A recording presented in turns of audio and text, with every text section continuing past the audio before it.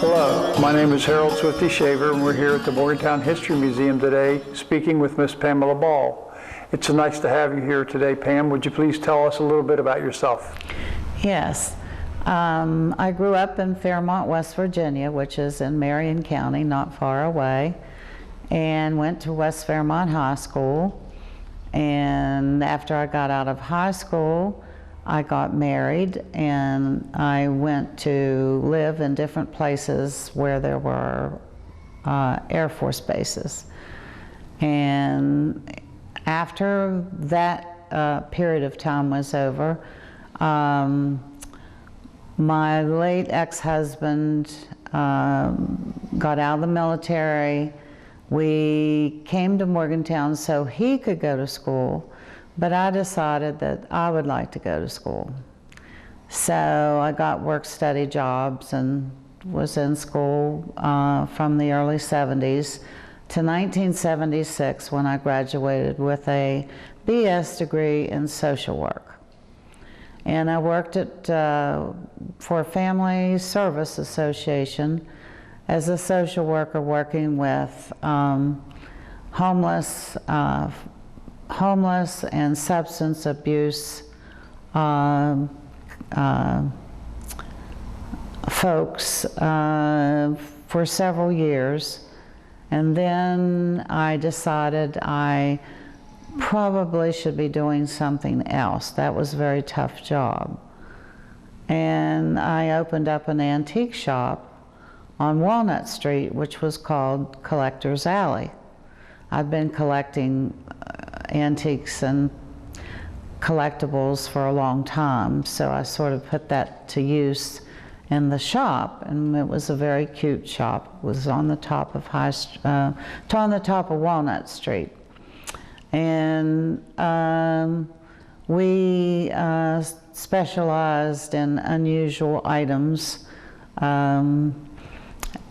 And then during that time, I opened a couple other antique shops that were not in town, and made the decision to go to grad school. And I'm forgetting that one part. Yeah, right before I went to grad school, I started up the Trinity Episcopal Church Community Kitchen. And that organization that I started in '82 is still operating today in 2018. So it's been very successful. Who asked you to do this, Pam?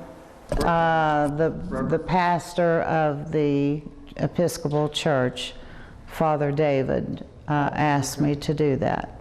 And I worked with an old gentleman that was in the congregation there for many years. He was in his 80s, mid-80s, Dr. Philip True, and he was an emeritus professor in biology at the university, and was very interested in homeless issues and issues of substance abuse and all of those types of things. He was a wonderful gentleman. And he helped me for the first 2 weeks, and then he said, "You're on your own." It was a lot for someone that age to be doing. But then I was told about the public history program at the university, and because I'd been collecting things for years and I'd been involved with the antique business, history was obviously something I was interested in. And I entered the WVU Public History program in '83 and had lots of contract jobs that were really very interesting, doing National Register nominations on one that I did was New Hill Coal Camp. Another one was out, one was in Greenmont. They were all over the area, really. So I did a lot of National Register work as a contractor. And then after doing the National Register nominations on different properties, I decided to go about trying to get a really good contract job, which I managed to do by writing a grant to the U.S. Forest Service. They needed someone to document all the CCC camps that had existed in the 1930s during the Depression.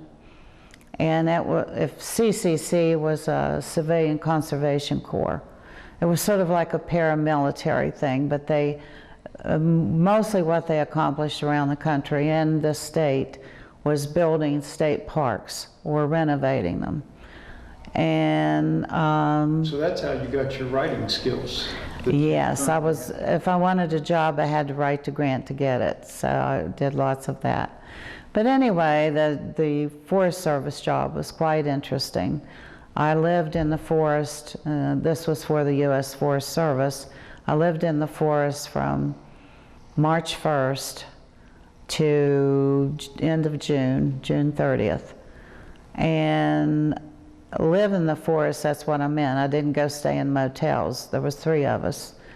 And we stayed in tents and also in the back of the van, depending on weather conditions, which were not good in the dead of winter up in the mountains in the Morgantown National Forest.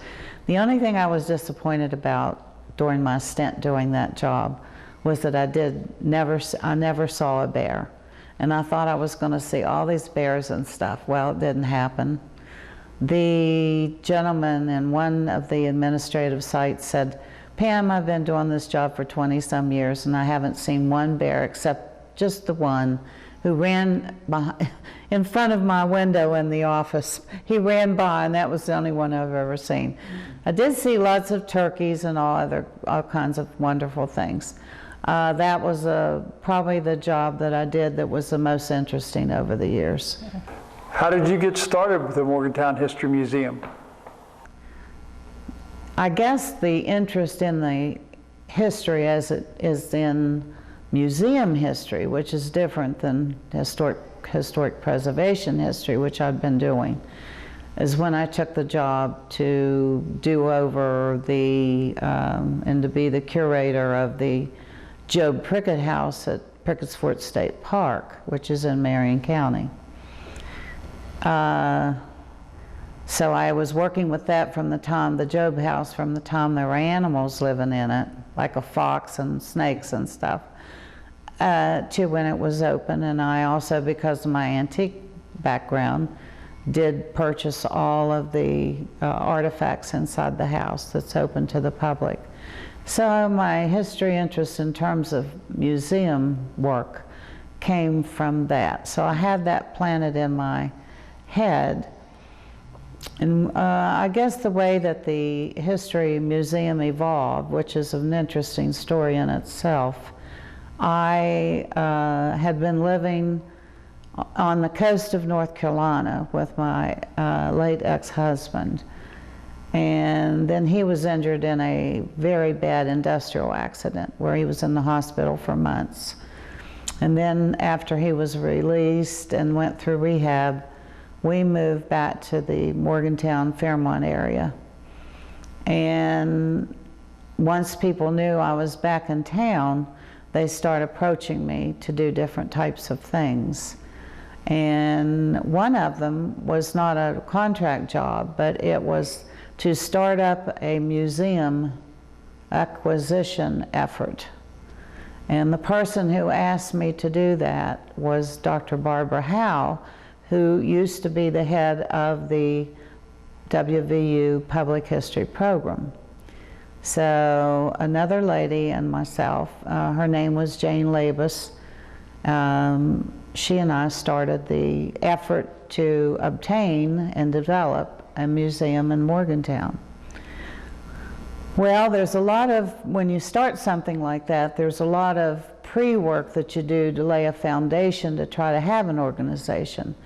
Once we developed that, the organization was called Riverfront Museum Incorporated. And one of my friends back then who owned Seneca Center, Marcia Brand, gave us a little tiny operating space that was very tiny indeed, tiny, smaller than the one we had here upstairs.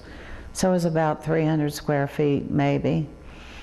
And so we operated the Riverfront Museum from that site. So that was the organization that was the predecessor to Morgantown History Museum.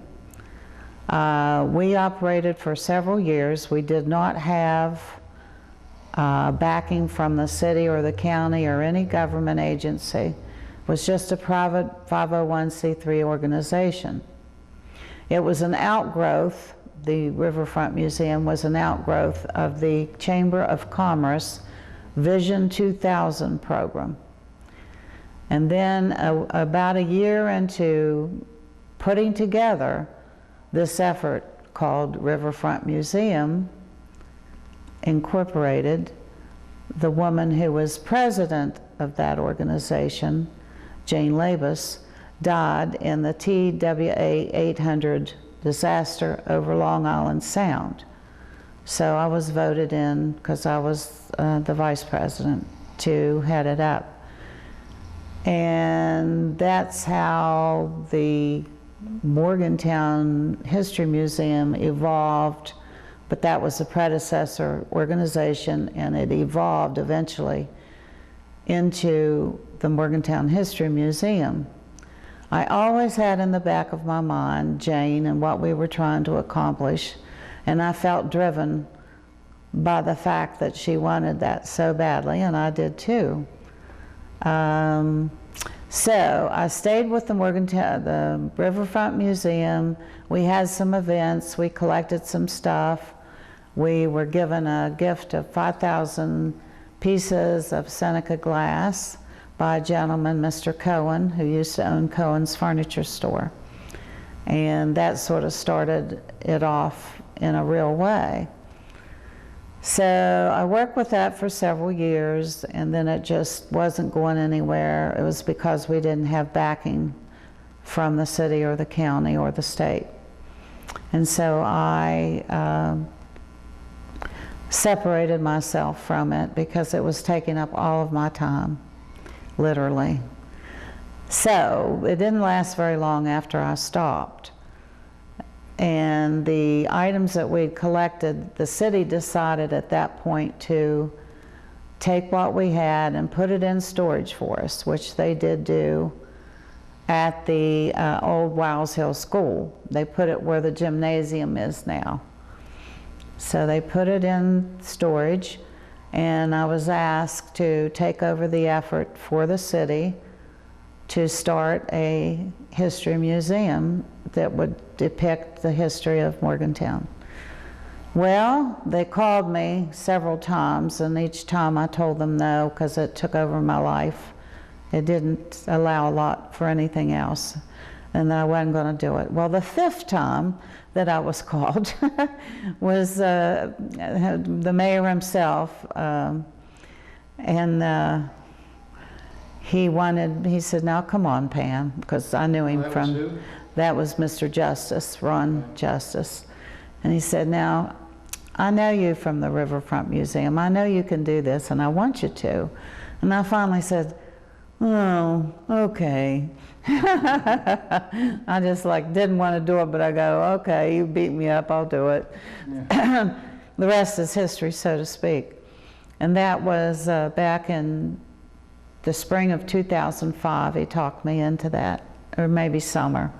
I had my first Morgantown Museum Commission meeting in August of 2005, and had a pretty good commission to start up with. And they didn't expect me to move fast with it, because they told me later, "You moved much faster with this than we anticipated." They didn't know that I'd want a real place. They just thought I'd meet for a long time or something. Mm-hmm. I said, "Listen, if you hire me, or if you choose for me to go running down the field with the ball, I'm not going to stand still. I'm going to run." That's what I did. I said, "I want this to happen while I'm still breathing." Yeah. You know, that's my purpose here. Mm-hmm. So we started up at that first meeting, August 2005. And by December, I had us the space upstairs in the old Tanner office complex. It was very tiny, but it worked for a beginning. And we had our first little small museum opening on West Virginia Day in June of 2006. And then we just kept going with it, and we've taken it quite a long ways. The night we had the opening for the space downstairs in December of 2011, and I saw like 600 people trooping through here all night long with wonderful food that was from a fancy caterer, and people having all their beautiful, nice, fancy clothes on. It seemed like it was a fairy tale, and that it couldn't be true. Because I'd worked all those years from 1995, and here it was 2011, all those years to do this, and then it happened. It happened, yes. It happened, so it was like unbelievable almost. How is the Morgantown History Museum funded? The funding comes primarily from the city of Morgantown. They've been our main support since they started us up in 2005. They pay the majority of our expenses, and then we pick up other expenses for special things. We also have gotten help since 2009 or 8 from, I think it was 2009, from the Morgantown Monongalia County Commission. I've written grants to them every year, and thus far I've been given money every year, and we've used it for things that we couldn't possibly afford, like computers and refrigerator and all types of equipment that we've needed. We also got a large grant from Senator Beach through a program that he told me about that provided a stipend for something in Mon County, but nonprofits that needed a stipend, and we were chosen as one of those few people to get one. They only gave me about a minute to decide what I needed, though, when that happened. He said, well, it's $1,500. What do you need? And I said, oh, we need lots of things. But he said, you'll have to tell me really fast because this has to go to the floor tomorrow and all that. And going, oh my, I was in Sam's Club. Going, oh. I said, oh, we need a really good camera that will shoot regular film, and then we, digital, and then we also need a camera that will pick up, so it ended up to be the same camera, but a good one. Video, because we did videos in the museum. And I also need a flatbed, large format scanner. I think we chose the right things, but it was hard to do with no notice like that. But he was very good to us and has always tried to be very supportive to our efforts, which I certainly appreciate. And in mentioning Mr. Senator Beach, I'd also like to mention the other person who's really stood behind us from the get-go and has tried really hard to help us. And that is former County Commissioner John Piles. He has been wonderful to us. And also my uncle, who lives in Birmingham, Alabama, and has given us gifts. He's given us more gifts than anyone else since we started up. So those people have been our supporters financially. Then we have another group of people, way too many to mention, friends of the Morgantown History Museum that give us a membership and provide money through the memberships. And then other people make gifts when they come in and like the museum, and they'll put a donation in our donation box. Tell us about the people that are on the Morgantown History Museum Commission. Well, in the beginning, when I first had the first commission in 2005, they were most all of them connected with history in some way. But that has changed over time. And the group is a pretty varied group now, and as it should be. We've had people that, one member that stands out in my mind is Tim Turman, who he's no longer here in town, but He was the head of communications for WVU B&E School, but he's the one that started the Flatboat Project when he was here. That has still not been completed at this point, but we hope it will be in the future for Phase 3. But he was an interesting commissioner over time, but he was, you know, a communications person. We have another person who, Christy Venom, who works at the WVU West Virginia Collection Library. We have Rick McEwen, who is an interior designer for Chuck's Furniture here in Morgantown. We have Matt.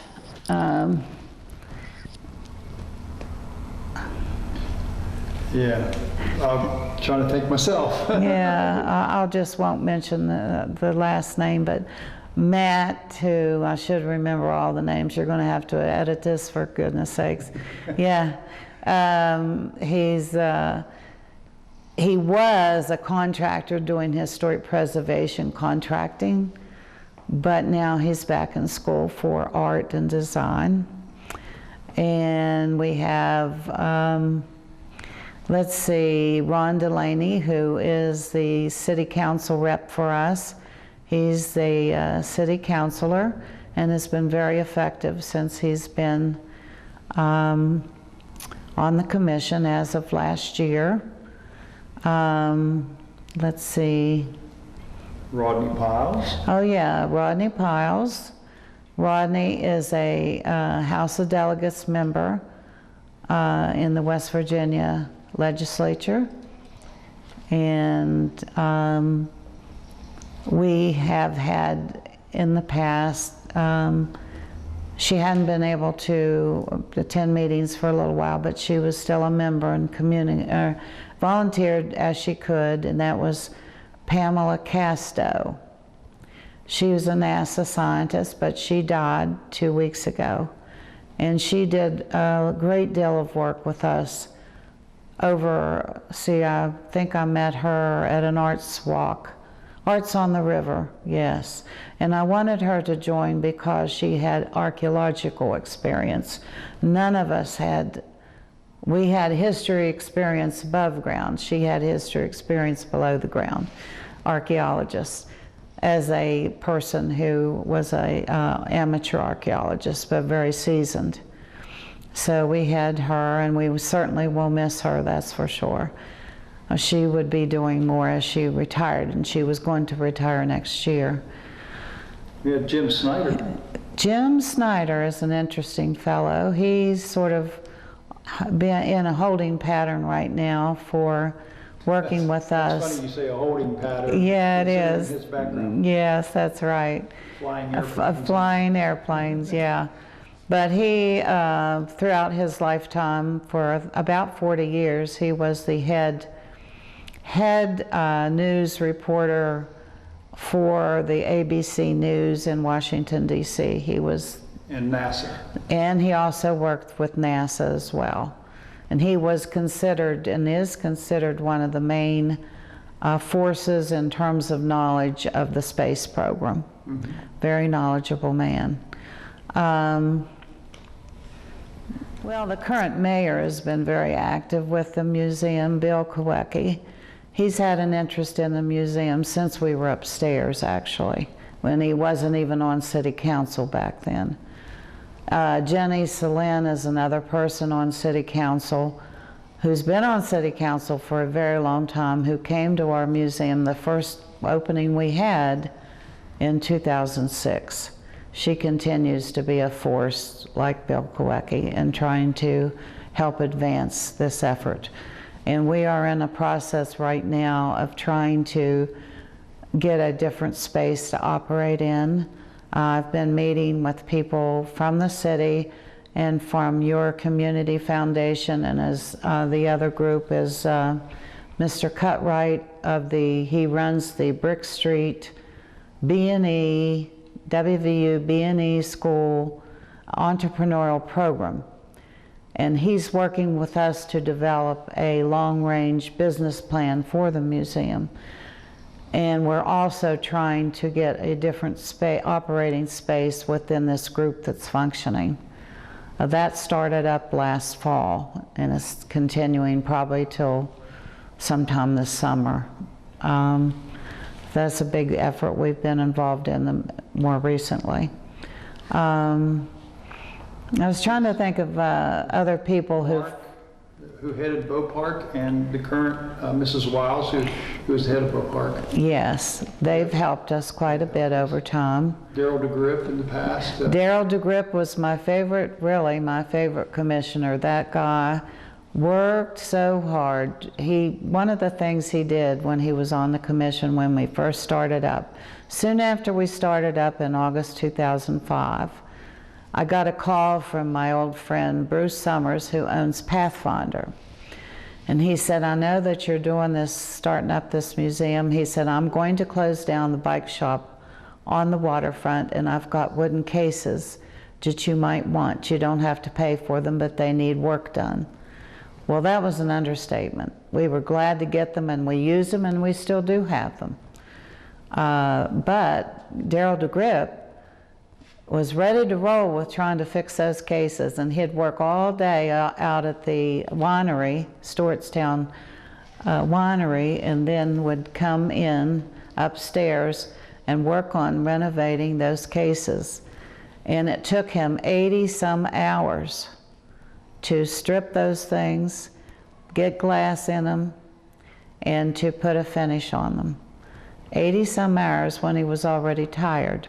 And no matter what I ever asked him to do, he was right there to do it. But unfortunately, we lost him as a member because he took a really good history job in Beverly, West Virginia, which is right outside of Elkins. We were sad to lose him, but we're glad he got a job in his field finally. Yeah, he was a great one. Oh, I'm remembering Charlie Byer is one of my favorites too, and I failed to. Yeah, he's a commissioner. Ross Justice. Yes, Ross Justice, our young member. Ross was the person who got us the Manette drums that I've been wanting for a long time for the museum. He was able to finally pull that off and get those for us from the Manette Drum Company. And then Charlie Byer's just been a force to reckon with. He's done a lot of things for us, and he's been on the commission a long time. Former city councilman. He was a former city council person, yes. Yep, very effective. Always willing to help when he can. How many people does the Morgantown History Museum get in a year? Around 1,800 per year. That's quite a bit. That's yes, it is. Visitors. Yes. Plus all the parades that we go downtown, and all the people that. Well, that was thousands, Swifty. I'm glad that you restored that VW mascot car for us to use. That was really great. I try to promote it with my love bug. Try to promote the museum on parades. And yeah. stuff. What exhibits have you had at the museum? Well, I'm going to start out with the smallest one we had, which was the first one we had. It was very tiny. It was in that 400 square foot entryway space we had upstairs. And it was in, as I'd mentioned, it was June of 2006, West Virginia Day, and we had it on West Virginia Day. And we had my old friend Mark Crabtree, old-time fiddler, play Civil War related tunes because it was West Virginia Day. Mm-hmm. So he and another friend played for that, and we had an exhibit of what we had gathered basically at that point from the Riverfront Museum organization, mm-hmm. which included the printing press. Okay. Mr. Hastings, who owns Hastings Funeral Home, called me one day years ago when it was still Riverfront Museum and asked me if we wanted the printing press. And I said, oh yes, we would like to have that. He said, well, it's going to take about 5 men and a lift truck to get it out of here. Which is how I got involved. That's how you got involved. I was listening to WCLG one day and heard that there was a printing press at the museum, and I visited, and I've been involved ever since. That's right. And I remember what you said when you walked in the door. Michael was up there then, sitting in the office, and I was talking to him. Michael Mackert, who was our coordinator, assistant coordinator for 7.5 years, and he was a wonderful person and advanced what we were doing in terms of developing good exhibits and working to create them. He's now teaching at WVU in the foreign language department. But when I was standing there talking to Michael and you came in, you were sort of breathless, and you said, I ran all the way here when I heard on WCLG there was a museum and that has a printing press. That was so funny. I never forgot that. And I do demonstrations here, which are very popular with the yes, you do. Printing press that we got. I run it, and I really enjoy doing that for people. Well, the kids in particular, I think, really enjoy that, but the adults do as well. That's a big draw to have that when we have a tour. So we're glad you're willing to still do that. I really enjoy that. So. Do you have outside of the museum exhibits? Do you go out in the public? That's how I developed the museum, actually, was by early on going to every event imaginable, every talk I could give. I was on the road all the time. I've given talks to the Isaac Walton League. I've given talks in Western PA in Waynesburg to the Western Pennsylvania Genealogical Society. I've given talks to the Rotary in Morgantown and the DAR. You name it, I've done it. Anyway, that's how I promoted it early on. We had no money for promotions. I also, the other thing I did was to take a small exhibit from the museum and do every event on the waterfront. Arts on the River, and that really made a difference for us in terms of people recognizing that there was indeed a museum. So that helped further us quite a bit. I'd say that particular thing, taking things off site, probably was more effective than anything else we could have done, really. So our first big event that we had was when we opened in this new space in December 11th. I think it was the 10th. It was 2011, but I don't remember the date in December. But it was a Smithsonian exhibit, what's called a Smithsonian traveling exhibit. And Michael and I wrote a grant to the Humanities, West Virginia Humanities, to try to obtain one of those spots. They only had 6 positions, and we did get one. I was shocked, because there's a lot of competition. And that first Smithsonian that we got was called The Way We Worked. And that night when we opened the museum down here for the first time, we had the opening for the Smithsonian exhibit, The Way We Worked. We had reporters in here from all over the place. It was quite a big event. We had about 600 people all evening going through, because it won't hold 600 people one time, but that was our largest event that we've ever had, actually. We've also had another Smithsonian exhibit entitled Hometown Teams, which was a few years ago, I think 4 years ago. 2014, 4 years ago.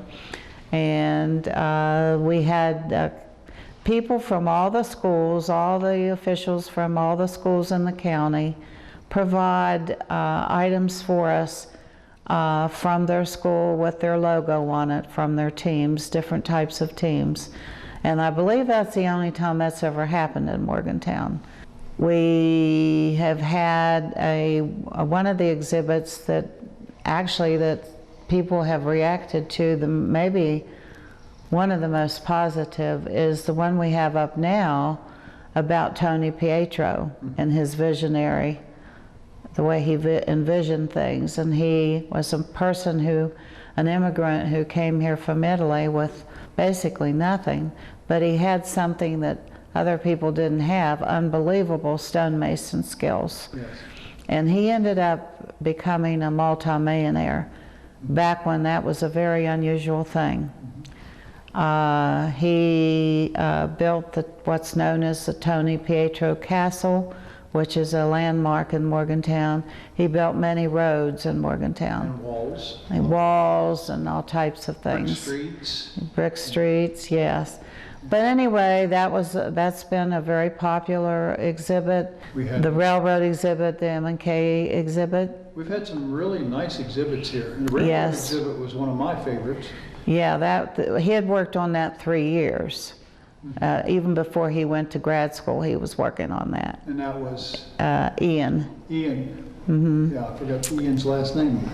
Ian, anyway, Ian was in grad school here, and he did that as part of his schoolwork. Chris McGuffin, who was here last year and worked on the Tony Pietro exhibit, which has been so popular. He was also a WVU public history student, and this was part of his schoolwork to finish school. One exhibit that I might mention that Michael Mackert, our former assistant coordinator, developed, a lot of it on his own, I helped him some, was the exhibit about Morgantown's airport and flying. And he had a particular interest in that. Jim Snyder did Jim Snyder did some of the things for that as well. What about Don Knotts? That was the thing that allowed us it brought a lot of things to us. The Bennett family of California from Pasadena wanted to donate 125 items of Don Knotts things, many of them autographed. That was huge. I didn't even know there was 125 items that were signed like that. So I started communicating with that family in September of 2006, and by February 1st, I believe it was, of 2007, the family sent me by UPS the 125 Don Knotts pieces. Well, how that parlayed into making this museum get backing it didn't have and put it on the map, so to speak, was getting those items. And the reason that is true is because John Piles, that I mentioned earlier, a county commissioner, knew Don and was really very interested in him, knew the family, and when he found out that we had received 125 items, I was asked to write a county commission grant proposal to try to get some county money. Mm-hmm. And having that Don Knotts material so I could pull off a museum display is what gave us that first county money, which was so important to us. Then the city realized that we had the 125 items. They decided that I should have an exhibit of Don Knotts, but we were upstairs and 400 square feet, we didn't have the space for that.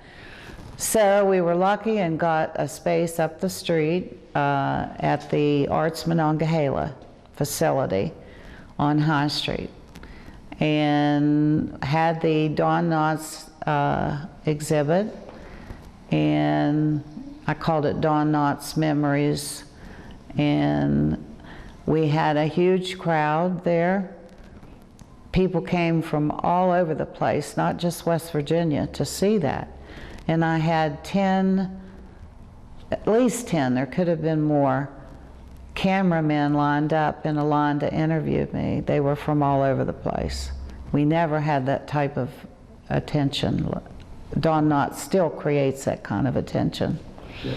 And so the city was so pleased with that exhibit and what had happened, they decided to have a citywide Don Knotts Hometown Festival in 2008, the next year. So I helped plan that festival, Had another exhibit that I expanded, the #1 exhibit I had, to be a good bit larger. Got items from Don Knott's widow to expand the exhibit. They had a Don Knott's Barney look-alike contest that drew people from even California. The whole country was represented. Karen Knott's, his widow, was here. No, not his daughter. And yes, that's right. His daughter came and did a presentation at the Met. Was here Francie Knott's. Okay. Yeah. Anyway, that Don Knott's project, 1 and 2, but the festival in particular, was very heart-wrenching to see all these people coming dressed as Barney, trying to win that $1,000 prize. And I will tell you that the little fella that won had muscular dystrophy. He was in a wheelchair, and he had on a wonderful Barney outfit. Did he? And I missed that. he was about 10 years old, and everyone's heart was just melted when they took him up to the front of the stage at the Metropolitan Theater that night. Well, we're going to have to wrap up here, so I wanted to ask one more question. What does the future hold for the museum? Well, after my life has been given over to this, just about, because I started with the project of a history museum in Morgantown back in 1995, and this is 2018. Do the math for yourself. That is a really big thing, and it's like my baby after all these years of all the work and everything, and trying to develop it further and further. My hope is my current work with the B&E entrepreneurial program and the folks at the Your Community Foundation and the city will allow us to move to a larger space, and we can develop it even further. I would like for the building someday to have a building just for the museum. Yeah. If we have someone who can provide that. Most cities in West Virginia have a large building that Yes, is they do. strictly a museum, and Morgantown's behind in that respect. Yes, they are, and I'm hoping that that can be remedied at some point. Now, I probably won't be the person to take it into a place that's just maybe built as the museum. Someday it will be. And have its very own curator and everything like that. Like It there, should be. yes, Yeah. like there should be at that point, because they'll have to at that point. Yeah. Yes. Well, thank you, Pam. Well, thank you, for Swifty. I appreciate that. And from all of us at the Morgantown History Museum, we'll see you the next time.